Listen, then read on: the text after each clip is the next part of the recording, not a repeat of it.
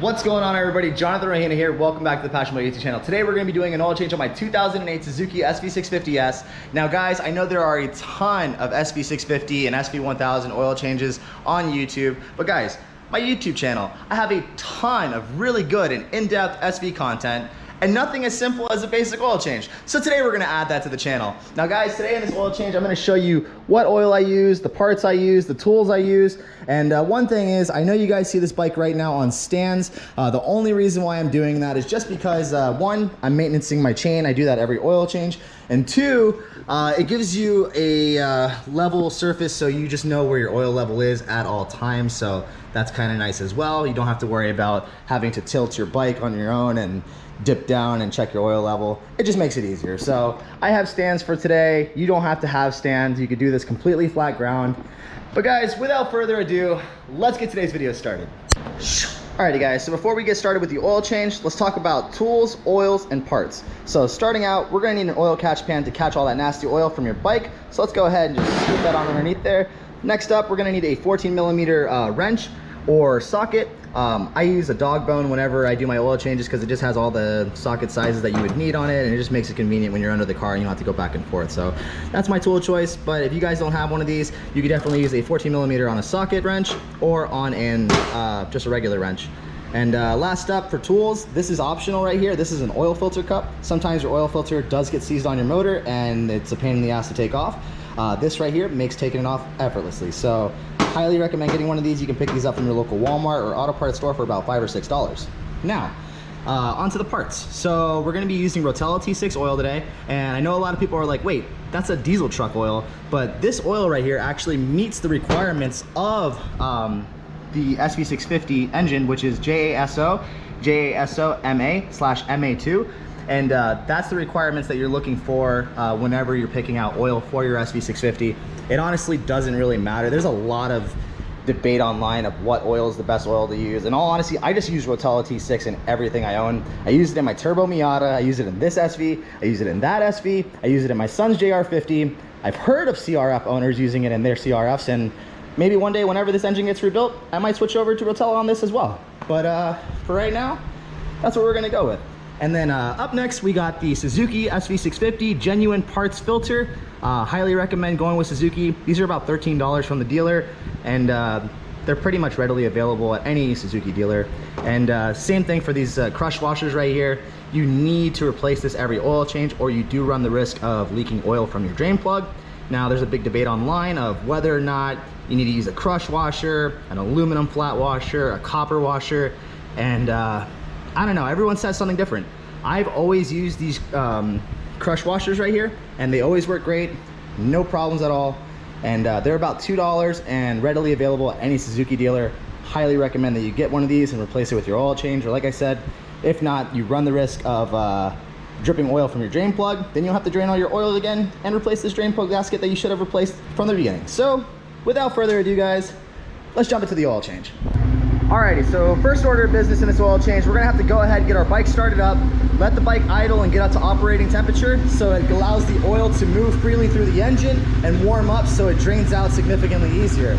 After you've got your bike all warmed up, go ahead and shut it off, get your key turned off so you don't waste any battery life, and then locate your engine oil cap on the right side of the engine right here.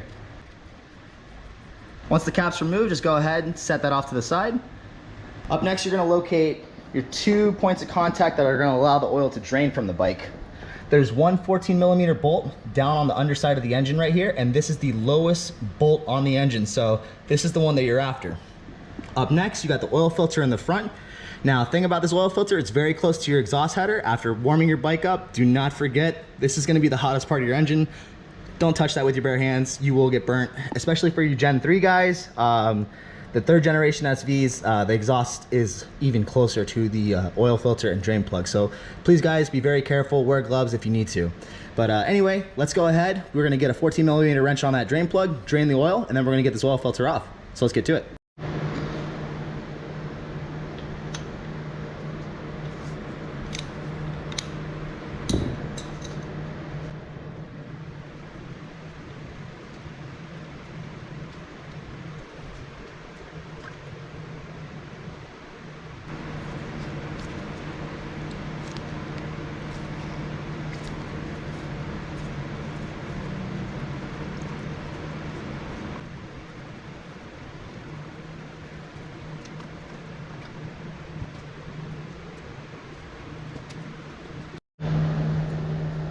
Alrighty, now while you got your oil draining, you're gonna wanna go ahead and make sure that all the threads on your drain plug are in good condition and that they're not damaged at all. You're gonna wanna check the magnet on the end of it and make sure that there's not a bunch of metal shavings. If you have a bunch of metal shavings on your magnet, you got some other issues inside your engine, you need to make sure that you do another oil change after this one really soon and see if you have all that metal shavings in there again. Last thing you're gonna have to do is go ahead and remove the old crush washer. Sometimes these could be a pain in the butt and you may need to use like a screwdriver. Looks like we might be getting lucky enough to get it with the fingernails today. Yeah, there we go. Yeah. Let's see. Yeah, you might have to spin the threads off of it. Spin it off the threads. There we go. So, old crush washer removed. And we're gonna go ahead and throw the new crush washer on there. Now online there's also a big debate on which way this crush washer should go. I usually point the beveled side down toward the drain plug right there. So before we throw that on, let's go ahead and just give this drain plug a good wipe down. And then we're gonna go ahead and throw the crush washer on there. Like I said, beveled side down toward the base of the bolt. And then we're gonna go ahead and get this installed on the bike. Alrighty, now that everything is coming down to a drip and there's really no more oil coming out of it, we're gonna go ahead, wipe down all the mating surfaces, starting out with the drain plug, get that nice and wiped down, and then we're gonna come over to the mating surface for the oil filter housing, and we're gonna wipe down all of the threads, and then just give the inside of it a good wipe down as well. Make sure everything in there is nice and clean so that when we mate the new oil filter on there, we don't have any debris, and we don't have to worry about any leaks. Now we go ahead and reinstall the drain plug.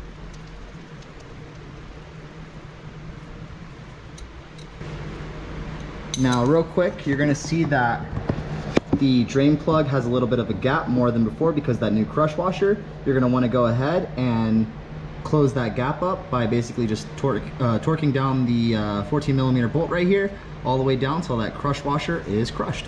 So let's get to it.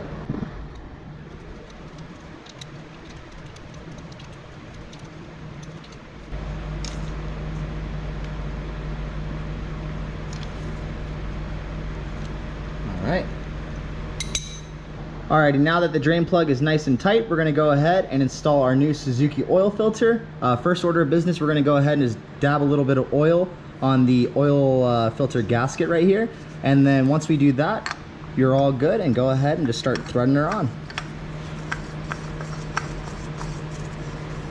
Now this doesn't need to be tightened down with the tool. You could definitely do this hand tight and just make sure that, throw a rag on it, give it a good little turn, and once you get to the point where you can't turn it no more, she should be good to go. One last wipe down, make sure that you have no oil or oil residue dripping on the bottom of the engine.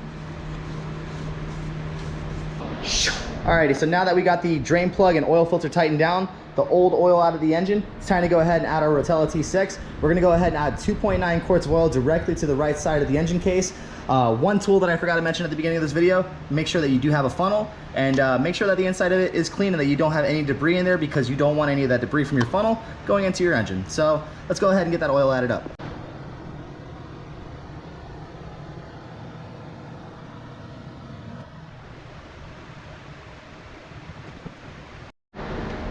Alrighty, so now that we got the oil added, the oil cap back on, you may notice that your oil level is above the full line. No need to worry. We're gonna go ahead and start the bike up, and that's actually gonna allow the oil to run through the engine and actually fill the oil filter, and then your oil level will go down to the proper level. So let's go ahead and get the bike started up.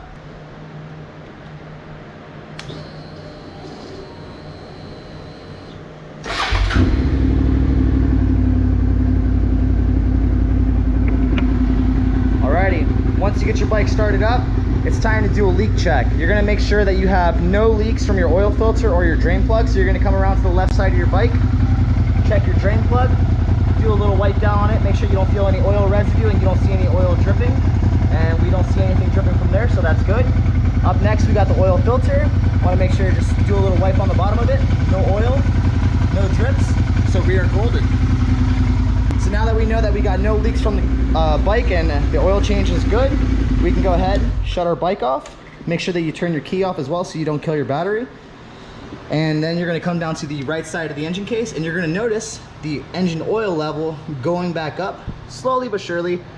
You may need to wait a couple minutes and then wait for it to get to its full mark. So we're gonna check in a couple minutes and see where she's at and see if we need to top off any oil or if we are at our mark. 2 very boring minutes later. Alrighty, and about after 2 minutes of waiting, we can see that our oil level is on the F line, which means that it's completely full and we don't need to add anything else to it. Oil change is complete. Guys, one more thing I have to add before we close out this video is please take your old oil to your local auto parts store for recycling. I hate to see that a lot of people go, they just take their oil, either dump it in their lawn, put it back in the container, throw it in the dumpster. That's not where it goes. It's very bad for the environment. Please take your oil to your local auto parts store. Like I said, most auto parts stores will recycle your oil for you free of charge. So anyway, guys, I hope you enjoyed this video. If you did, please hit that thumbs up button. If you learned something, hit that subscribe button. And until the next one, I'll see you then. Peace.